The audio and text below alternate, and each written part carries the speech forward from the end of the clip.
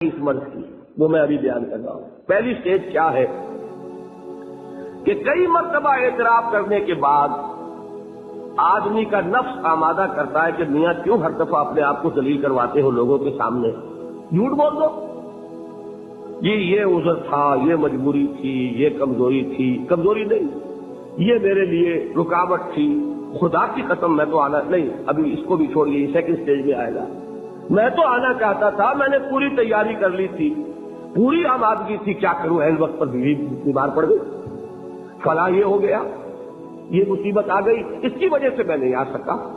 اس میں کیا ہوا کہ عزت تو بچ گئی، عزت نفس انسان کی بچ گئی، لیکن جھوٹ نہیں۔ یہاں جھوٹ سے یوں سمجھیے اب یہ ذوق ایمان نہیں رہا، یہ نفاق شروع ہو۔ جب کئی مرتبہ یہ بات ہو جائے گی تو اب لوگوں کے نگاہوں میں اعتبار کم ہو جائے گا، یہ ہر دفعہ ہی میں کوئی مجبوری ہو جاتی ہے، یہ ہر دفعہ ہی کوئی عذر لے کر کھڑے ہوتے، لہذا اب ضرورت پیش آتی ہے جھوٹی قسموں، خدا کی قسم کھا کر کہہ رہا ہوں، آپ میرا اعتبار نہیں کر رہے، میں خدا کو گواہ بنا کر کہہ رہا ہوں کہ یہ مجبوری تھی اور یہ مجھے تکلیف تھی اور یہ میری مشکل تھی، ورنہ میں بالکل تیار تھا، میں آپ سے آگے جاتا۔ آپ کیا سمجھتے ہیں؟ یہاں جب جھوٹی قسمیں شروع ہوئی، اب یہ مرض دوسری سٹیج میں آ گئی۔ لیکن یہ بات جان لیجئے، ان دونوں سٹیجز میں ابھی شفا کا امکان ہے، واپس آ سکتا ہے انسان، اگر متنبع ہو جائے اپنے اس مرض پر اور چاہے اس کی اصلاح کرنا تو کر سکتا ہے۔ یہی وجہ ہے آپ دیکھیں کہ قرآن مجید میں یہ حکمت ہے اللہ کی، سورہ بقرہ میں نفاق کا ذکر ہے، نام لے کر نہیں، وَمِنَ النَّاسِ مَن يُؤْمِنُ بِاللَّهِ وَمَن يَقُولُ آمَنَّا بِاللَّهِ وَبِالْيَوْمِ الْآخِرِ وَمَا هُم بِمُؤْمِنِينَ۔ پورا رکوع جو ہے کہ آپ تمام مفسرین کو دیکھیے گا، وہ بتاتے ہیں یہ منافقین کے لیے لفظ نفاق کہیں نہیں آیا۔ کیا فرمایا؟ فی قلوبہم مرض فزادہم اللہ مرضا، ان کے دلوں میں ایک روگ ہے، بیماری ہے، اور اللہ نے ان کے اس مرض کو بڑھا دیا ہے۔ یہ اللہ کی سنت ہے، آپ ہدایت کی طرف آئیں گے، اللہ آپ کی ہدایت میں اضافہ کرے گا، نیکی کی طرف آئیں گے، ایک نیکی کریں گے 10 نیکیوں کی مزید توفیق ملے گی، غلط راستے کی طرف جائیں گے، اللہ اس راستے کو آپ کے لیے آسان کر دے گا، جاؤ دفعہ ہونے تو اس کو جدھر جاتا ہے۔ ایک برا کام کریں گے 10 برائیوں کا راستہ اور کھل جائے گا، ایک بے حیائی کریں گے 10 بے حیائیاں آسان ہو جائیں گی، نفاق کا راستہ اختیار کریں گے، اللہ اسی کو آگے آپ کے لیے کھول دے گا۔ تو یہ ہے وہ قاعدہ و قانون کہ فی قلوبہم مرض فزادہم اللہ مرضا ولہم عذاب علیم بما کانوا یکذبون، ان کے دلوں میں ایک روگ ہے، اللہ نے ان کے روگ کو بڑھا دیا ہے، اور ان کے لیے دردناک عذاب ہے اس جھوٹ کی بدولت جو یہ بول رہے ہیں۔ دیکھا لفظ جھوٹ، ان دونوں حدیثوں میں بھی اذا حدث کذب، جھوٹ کو ایک اہم علامت بیان کیا گیا، یہاں بھی وہی لفظ جھوٹ آ رہا ہے۔ فی قلوبہم مرض فزادہم اللہ مرضا ولہم عذاب علیم بما کانوا یکذبون۔ اچھا، اب سورہ منافقین کی آیات بھی میں نے آپ کو سنائی تھی، یہ ہے 28ویں پارے میں، لیکن یہ کب نازل ہوئی ہے؟ یہ کافی دیر کے بعد نازل ہوئی، یہاں اب لفظ منافقین کا استعمال کیا گیا، یہاں سورہ بقرہ میں منافق کا لفظ نہیں ہے۔ خبردار کر دیا گیا کہ ایک شخص اپنے اگر گریبان میں جھانکے مجھے محسوس ہو کہ یہ کیفیت میرے اندر ہے تو اگر اصلاح کر سکتا ہے تو کر لے، ابھی پہلی سٹیج ہے، دوسری سٹیج ہے، ابھی اصلاح ہو سکتی ہے، لیکن اگر یہ کہیں تیسری سٹیج میں پہنچ گئی بات، پھر اصلاح نہیں ہو سکے گی۔ سورہ منافقون میں دیکھیے کیا فرمایا، اذا جاءک المنافقون، اے نبی جب آپ کے پاس منافق آتے ہیں، قالوا نشہد انک لرسول اللہ، وہ کہتے ہیں ہم گواہی دیتے ہیں، ہم گواہ ہیں، اور گواہی اور قسم ایک ہی چیز ہے، یہ میں بیان کر چکا ہوں سورۃ العصر کے ضمن میں، والعصر زمانے کی قسم ہے یا زمانہ گواہ ہے، تو وہ کہتے ہیں ہم گواہ ہیں کہ آپ اللہ کے رسول ہیں۔ اب اس پر تبصرہ دیکھیے اللہ نے کتنا پیارا فرمایا، واللہ یعلم انک لرسول، اور اللہ خوب جانتا ہے محمد کہ آپ اس کے رسول ہیں صلی اللہ علیہ وسلم۔ بلکہ میں ترجمہ یہ کیا کرتا ہوں ترجمہ تو یہ ہے جو میں نے بیان کیا، ترجمانی کیا ہوگی؟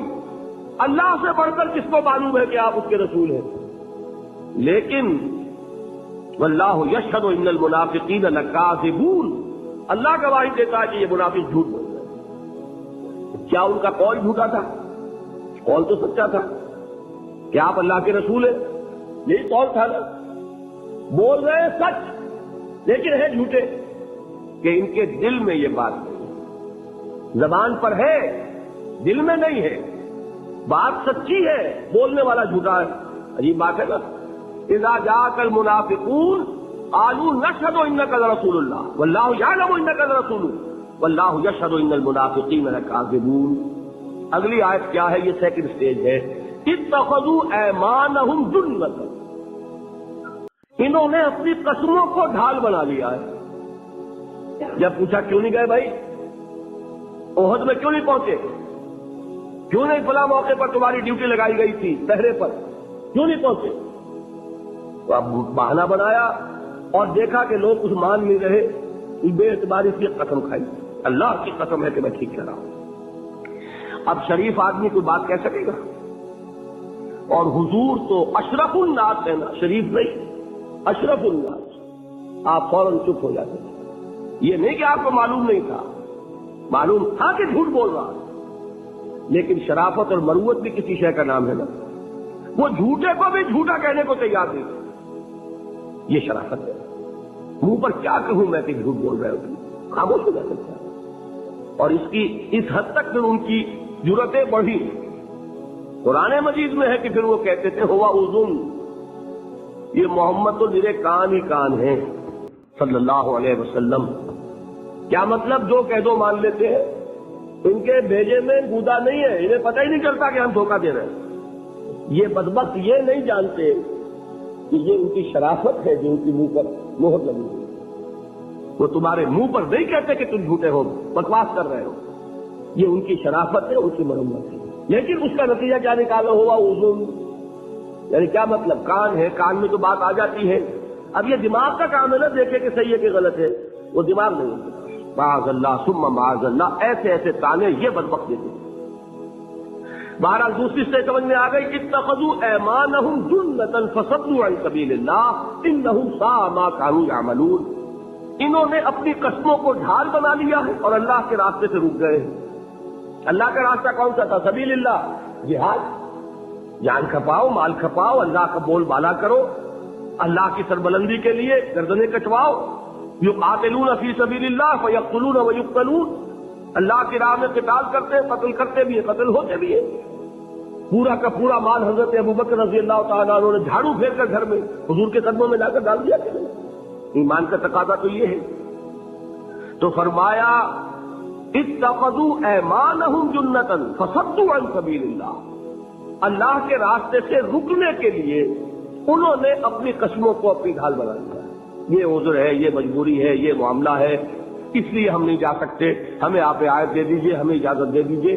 اور حضور کا معاملہ یہ ہے کہ ٹھیک ہے بھائی آپ جائیے، جس پر قرآن مجید میں سورہ توبہ میں حضور سے یہ بھی کہا ہے اللہ نے، اب اللہ عنک لما اذنت لہم، اے نبی اللہ نے آپ کو معاف فرما دیا، یا اللہ آپ کو معاف کرے، یہ دونوں ترجمے ہو سکتے ہیں۔ آپ نے ان کو کیوں اجازت دی؟ آپ نے ان کا جھوٹا بہانہ کیوں تسلیم کر لیا؟ آپ فرماتے کہ نہیں، تمہارا عذر قابل قبول نہیں، تمہیں چلنا پڑے گا۔ جانا انہوں نے پھر بھی نہیں تھا، لیکن ان کے جھوٹ کا پردہ تو چاک ہو جاتا تھا۔ اب تو یہ کہ جب آپ نے اجازت دے دی تو کور مل گیا انہیں۔ ہم تو جی میں تو حضور سے اجازت لے آیا ہوں، مجھے تو اجازت دے دی ہے حضور صلی اللہ علیہ وسلم، اب کوئی مسلمان کچھ کہہ سکتا ہے؟ تو ان کو آپ اجازت نہ دیں۔ یہاں پر اللہ نے حضور کو وہی نرمی، شفقت، مروت، شرافت، جس کو کہ وہ اس سے ناجائز فائدہ اٹھائے، یہ بات سمجھ میں آ گئی۔ دوسری، پہلی اور دوسری، اب تیسری کیا ہے؟ یہ ہے ذرا تھوڑی سی باریک بات، ذرا نفسیاتی اس کا پس منظر ہے، سمجھنا ہوگا۔ ہوتا کیا ہے؟ دیکھیے میں نے پہلے عرض کر دیا تھا، یہ سارا معاملہ ایک انقلابی اور جہادی تصور سے سمجھ میں آئے گا، ورنہ سمجھ میں آ ہی نہیں سکتا۔ صرف نماز روزہ ہے، اس میں جان کا اندیشہ نہیں، مال کا اندیشہ نہیں، نفاق کیسے کھل کر سامنے آئے گا؟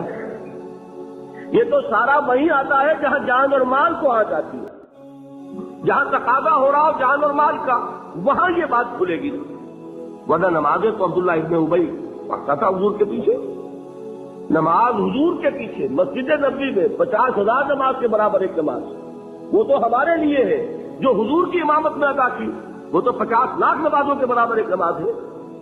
لیکن یہ کہ وہ نفاق تو نفاقی ہے، چاہے وہ نماز 50 لاکھ نمازوں والی نماز پڑھ رہا ہو۔ تو یہ بات جان لیجئے کہ نماز سے اس نے کبھی انکار نہیں کیا۔ کہاں جان پہ آتی تھی؟ غزوہ احد میں گیا اور 300 آدمی لے کر واپس آ گیا۔ یہ ہے خطرہ، جان یہاں جاتی ہے، آنچ یہاں ہے، جان کو مال کو، اپنے ساتھیوں کو، کچھ اور ضعیف ایمان والے جو مسلمان ہوں گے اس کے ورگلانے میں آ گئے، ان کو کھینچ کے واپس لے آئے۔ تو یہ اصل میں جب یہ بات بڑھے گی تو انسان میں غیر شعوری طور پر ایک دشمنی پیدا ہو جائے گی، کن سے؟ صادق الایمان لوگوں سے۔ یہ ہے کہ جو ہمیں ذلیل کرواتے ہیں۔ اگر سب ہی ایک جیسے ہو جائے تو نہ کوئی آگے رہا نہ پیچھے رہا۔ ان کو جب پکارا جاتا ہے فوراً چل دیتے ہیں، نہ انہیں جان کا کوئی خیال، نہ انہیں مال کا کوئی خیال، نہ اہل و عیال کا کوئی خیال، نہ گھر بار کا کوئی خیال۔ یہ فینیٹکس، یہ دیوانے، ان کی مت ماری گئی ہے، یہ الفاظ ہیں ان کے، غر ہؤلاء دینہم، ان کے دین نے ان کی مت مار دی۔ انہیں کچھ پتا نہیں، نہ دائیں دیکھیں نہ بائیں دیکھیں، نہ خطرے کو دیکھیں نہ رزق کو ناپیں، نہ یہ دیکھیں کہ جان جاتی ہے کہ مال جاتا ہے۔ جو محمد کہتے ہیں صلی اللہ علیہ وسلم حاضر ہیں۔ اب یہ جب پکارا گیا کہ آؤ، اور کچھ لوگ تو بڑھ گئے کچھ رہ گئے، تو بڑھنے والوں کی وجہ سے نمایاں ہوئے رہنے والے، ٹھیک ہے؟ اگر یہ بھی بیٹھے رہتے تو ہم ذلیل نہ ہوتے۔ ان کی بے وقوفی نے ہمیں ذلیل کیا ہے، سمجھ رہے آپ؟ یہ ان کی بات کہہ رہا ہوں۔ یہ باتیں آپ جب پڑھیے گا جا کر سورہ بقرہ کا دوسرا رکوع تک سمجھ میں آئے گا کہ وَإِذَا قِيلَ لَهُمْ، جب ان سے کہا جاتا ہے آمنوا کما آمن الناس، ایمان لاؤ جیسے دوسرے لوگ ایمان لائے۔ وہ ایمان لائے تو جہاد کر رہے ہیں کہ نہیں؟ وہ ایمان لائے ہیں تو جان اور مال لگا رہے ہیں کہ نہیں؟ جب محمد پکارتے ہیں صلی اللہ علیہ وسلم حاضر ہو جاتے ہیں کہ نہیں؟ یہ وہی انقلابی انداز ہے۔ میں ہمیشہ مثال کمیونسٹوں کی دیتا ہوں۔ فیض کون تھا؟ ایک کمیونسٹ شاعر، لیکن چونکہ انقلابی رنگ تھا اس کی شاعری کا، مجھے اس کے اشعار پسند ہے۔ کیا کہتا ہے؟ واپس نہیں پھیرا کوئی فرمان جنوں کا، تنہا نہیں لوٹی کبھی آواز کرستی، خیریت جاں راحت تن صحت داما، سب بھول گئی مصلحتیں اہل حوث کی۔ دی کال آف ڈیوٹی جب آئی ہے ہم حاضر ہو گئے۔ چاہے جھوٹ بولا ساری عمر، کوئی انقلابیت وغیرہ اس میں نہیں رہی، لیکن یہ ہے کہ بہرحال شاعری تو انقلابی ہے نا، باقی تو کیا، کوئی میدان کے اندر کوئی کام، کوئی خطرے اور رسک لینے والی بات، لیکن یہ کہ انداز شاعری کا جو ہے وہ ایک انقلابی انداز ہے۔ گل و بلبل کی شاعری نہیں ہے، انقلابی شاعری ہے۔ اس میں یہ جو انداز ہے، اس راہ میں جو سب پہ گزرتی ہے تو گزری، تنہا پس زندہ کبھی رسوا سرے بازار، کڑکے ہیں بہت شیخ سرے گوشے ممبر، اور گرجے ہیں بہت اہل حکم بر سرے دربار۔ یہ تو ہوتا ہے۔ حضور صلی اللہ علیہ وسلم 3 سال کے لیے شیب بنی ہاشم میں جو محصور ہوئے تھے وہ تنہا پس زندہ والی کیفیت ہے کہ نہیں؟ اور طائف کے گلیوں میں جو نقشہ جمع ہے وہ کبھی رسوا سرے بازارے والی بات ہے کہ نہیں؟ تو یہ نقشے انقلابی راہ میں آتے ہیں۔ اب وہ جو صادق الایمان ہے ان کی کیفیت تو یہ ہے کہ واپس نہیں پھیرا کوئی فرمان جنوں کا، تنہا نہیں لوٹی کبھی آواز گرستی۔ گھنٹی بجی ہے اور اس آواز کی جو صدائے بازگشت تھی وہ اکیلی نہیں گئی، ہم بھی ساتھ گئے۔ یہ ہے ایمان کا لازمی تقاضا۔ اور جو پیچھے رہ گئے اب کہتے ہیں یہ بے وقوف ہیں، ان کی مت ماری گئی ہے، دماغ ان کا خراب ہو گیا ہے، یہ کسی خطرے کو خطرہ نہیں سمجھتے، کسی چیز سے ڈرتے نہیں۔ 3000 کا لشکر 1 لاکھ سے ٹکرا رہا ہے، سوچیے تو صحیح۔ کون عقل مند کہے گا؟ جس کو دنیا کی سمجھ ہے، جس کو آپ ورلڈلی وائز انسان کہتے ہیں، وہ ورلڈلی وائز جو انسان ہے وہ اسے عقل مندی کہے گا کہ 3000 1 لاکھ سے ٹکرا رہے ہیں۔ غزوہ موتا کا ذکر کر رہا ہوں نا، 3000 کا لشکر تھا۔ اطلاع ملی کہ مقابلے میں رومیوں کا لشکر جو آ رہا ہے وہ 1 لاکھ کا ہے۔ اب مشورہ کیا بیٹھ کر کہ کیا کرنا چاہیے، عافیت کا، خیریت کا، حکمت کا، ورلڈلی وزڈم جو ہے اس کا تقاضا تو یہ کہ پیچھے ہٹ جائیں۔ صحابہ کہتے ہیں بھائی ہمیں فتح وغیرہ تو مطلوب ہی نہیں، ہمیں تو شہادت درکار ہے. شہادت ہے مطلوب و مقصود مومن، نہ مال غنیمت نہ کشور کشائی. اب شہادت سامنے نظر آ رہی ہے تو ہم پیچھے ہٹ جائیں؟ نہیں، ٹکرا گئے. آپ کو معلوم ہے جعفر طیار شہید ہوئے، حضرت علی کے بھائی رضی اللہ تعالی عنہ. حضرت عبداللہ ابن رواحہ، وہ زید ابن حارثہ، یہ ہوئے کہ نہیں؟ پھر حضرت خالد نے کمان لی ہے اور وہ بڑی حکمت کے ساتھ لشکر کو لڑکے میں سے نکال کر لے آئے. اور آپ نے شاید سنا ہو جب مدینے پہنچے ہیں تو مدینے کے مسلمان مٹی کی مٹھیاں بھر بھر کر پھینک رہے تھے، یہ بھگوڑے آ گئے واپس. حضور نے فرمایا نہیں، یہ بھگوڑے نہیں ہیں، یہ اصل میں جو سورہ انفال میں آیا ہے اپنی بڑی جمعیت کی طرف پیچھے ہٹ آنا، اس ارادے کے ساتھ کہ پھر قوت لے کر آئیں گے، تو اس کو بھگوڑا پن نہیں کہتے. حضور نے تسلی دی ہے انہیں، ورنہ اہل ایمان جو تھے مدینے والے وہ تو ان کے اوپر خاک ڈال رہے تھے. یہ ہے اصل نقشہ. اب جو لوگ آگے بڑھ جاتے ہیں ان کی وجہ سے نمایاں ہو جاتے جو پیچھے رہ گئے، لہذا ان کے دل میں بجائے اس کے کہ ان کے لیے دعائیں کریں، اگر تو ایمان کی وہ مثبت کیفیت ہو تو دعائیں کریں گے بھائی ہم سے نہیں ہو سکا، اللہ نے ان کو توفیق دے دی. ہم کمزور تھے، ہم دبک گئے، اللہ نے ان کو جرأت دی، ہمت دی. لیکن یہ کہ چونکہ وہ بات تو پہلے ختم ہو چکی ہے، وہاں تو معاملہ ہی شروع ہو چکا ہے جھوٹ کا، جھوٹ کے بعد جھوٹی قسموں کا. اعتراف اگر کرنا ہوتا تو ذوف ایمان ہی کے حد تک رہتے.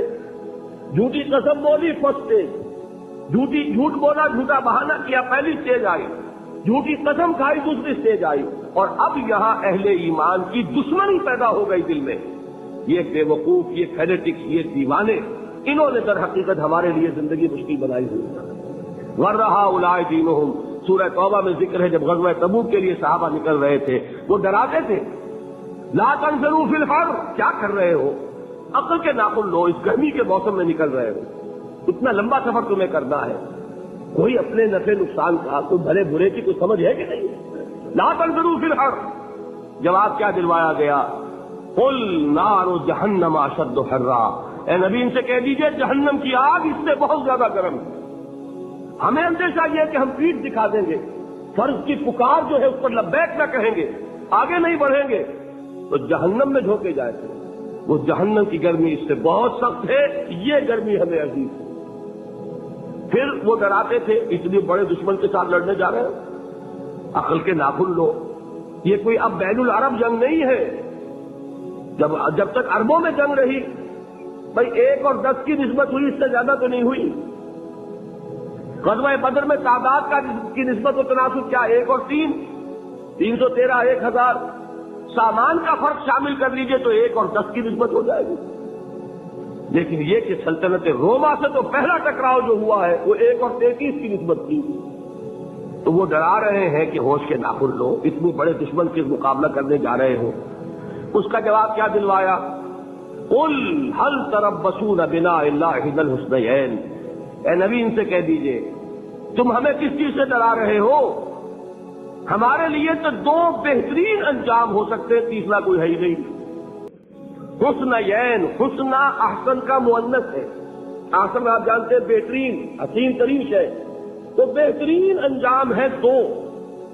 اگر ہم سب اللہ کی راہ میں شہید ہو جائیں تو ہمارے لیے تو اس سے بڑی کامیابی کوئی نہیں. اور اگر ہم کامیاب ہو کر آ گئے اس معنی میں جو تم کامیابی سمجھتے ہو، تب تم بھی مانو گے کہ کامیاب ہو گئے. ہمارے لیے تو جسے کہتے ہیں عام کولوکیل اردو میں جت بھی میری پٹ بھی میری، جیتوں تو جیتا ہی، ہاروں تب بھی میری جیت ہے. میں اگر شہید ہو جاؤں اللہ کی راہ میں تو اس سے بڑی کامیابی کوئی نہیں. تو اب ڈر کس بات کا، کس چیز سے ڈرا رہے ہو ہمیں؟ قل هل تربصون بنا الا احدى الحسنيين، ہمارے لیے تو دونوں انجام یکساں احسن. اگر شہادت کی موت آ جائے تو شہادت ہے مطلوب و مقصود مومن، نہ مال غنیمت نہ کشور کشائی. اور اگر ہم غازی ہو کر آ گئے، جیت کر آ گئے، تو تم بھی کہو گے کہ جیت ہو گئی، کامیابی ہو گئی، تو ہمارے لیے تو اندیشہ ہی نہیں. لیکن میں اس وقت یہ بتا رہا ہوں منافق کیا ڈرانے دیتے تھے. جب اس حالت میں بھی مسلمان چلتے تھے تو اب ان کے دل میں دشمنی پیدا ہو جاتی تھی، عداوت. جب اس سٹیج پر معاملہ آ گیا، یہ ہے وہ 3rd سٹیج ٹی بی کی کہ یہاں سے واپسی ممکن نہیں. ہم العدو فاحذرہم، یہ سورہ منافقون میں فرمایا اے نبی اب پوری طرح ہوشیار رہیے، اصل دشمن یہ ہے اب مارے آستین جو اندر سے ڈیمورلائز کرنے کی کوشش کر رہے ہیں، جن کو پسند نہیں ہے کہ اہل ایمان کیوں اللہ کی راہ میں نکل رہے ہیں۔ وَإِذَا قِيلَ لَهُمْ آمِنُوا كَمَا آمَنَ النَّاسُ قَالُوا أَنُؤْمِنُ كَمَا آمَنَ السُّفَهَاءُ، جب ان سے کہا جاتا ہے بھلے انسانوں کی طرح ایمان لاؤ جیسے دوسرے لوگ ایمان لائے، جب ایمان لائے ہو تو اس کے تقاضے پورے کرو۔ تقاضے کیا ہے؟ ایمان ہے تو عمل درست ہونا چاہیے، ایمان ہے تو جہاد ہونا چاہیے، ایمان ہے تو جان اور مال کھپانی چاہیے۔ تو جو ایمان دوسرے لوگ جس طرح لائے ہیں، حمزہ بھی تو ایمان لائے ہیں، آخر ان کا راستہ تمہیں نظر نہیں آ رہا؟ ابو بکر ایمان لائے ہیں، ان کی طرح ایمان لاؤ۔ تو انہوں نے کیا کہا؟ انؤمن کما آمن السفہاء، کیا ہم اس طرح ایمان لائے جیسے یہ بے وقوف لائے؟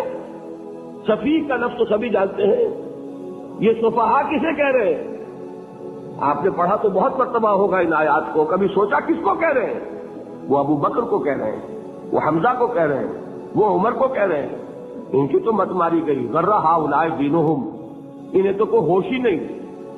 2 مرتبہ حضرت ابو بکر نے وہ کام کیا ہے کہ ہر ورلڈلی وائز انسان یہ کہے گا کہ حماقت کی ہے جس کے سامنے دنیا ہے۔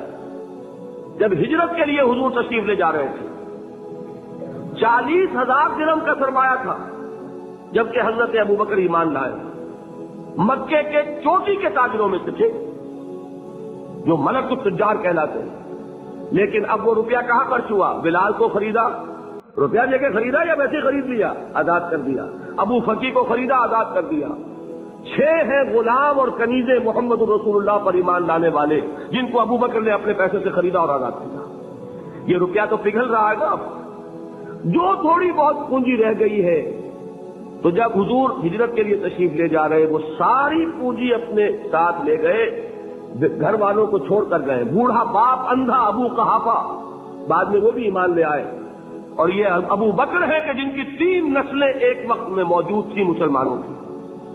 ابو قحافہ مومن، ابو بکر مومن، اور ابو بکر کی اولاد مومن، عائشہ، اسماء اور عبد الرحمن ابن ابی بکر۔ یہ کون ہے؟ تو 3 نسلیں جس کی بیک وقت رہی ہیں ایمان میں، وہ شاذ لوگ ہیں، ان میں ابو بکر ہے۔ لیکن یہ کہ اس وقت تک ابو قحافہ ایمان نہیں لائے تھے، والد نابینا تھے، تو والد ہے، بیٹیاں ہیں حضرت عائشہ، حضرت اسماء، حضرت رضی اللہ تعالیٰ عنہما، بیوی ہے، کچھ نہیں چھوڑ کے گئے ایک پیسہ۔ جب باپ کو معلوم ہوا بیٹا چلا گیا محمد کے ساتھ صلی اللہ علیہ وسلم، سخت غصے میں ہے، پیٹ و تاب میں ہے، اب ہمارا کون والی وارث ہوگا؟ کون ہے ہماری خبر گیری کرنے والا؟ بیٹیوں سے پوتیوں سے اپنے پوچھتے کچھ چھوڑ کے بھی گیا کہ نہیں؟ ان کا ہاں ابا جان۔ کیا کیا انہوں نے؟ کبھی پڑھے ہیں واقعات؟ کچھ کنکر روڑے لیے، ایک کپڑے میں پوٹلی بنائی اور اندھے دادا کا ہاتھ اوپر پھروایا، دیکھیے دادا جان یہ چھوڑ گئے ہیں، یہ مال ہے، یہ سونے اور چاندی کے سکے ہیں، ابا جان ہمیں ایسے نہیں چھوڑ کر گئے۔ واقعہ کیا ہے کہ ایک پیسہ نہیں چھوڑا ابو بکر نے گھر والوں کے لیے، سب کچھ لے گئے کہ کیا پتا محمد کے ساتھ جا رہا ہوں، کس وقت کیا ضرورت پیش آ جائے صلی اللہ علیہ وسلم۔ تو یہ کوئی عقل مندی کی بات ہے؟ اپنے غریبانوں میں جھانکی آپ یہ عقل مندی کریں گے؟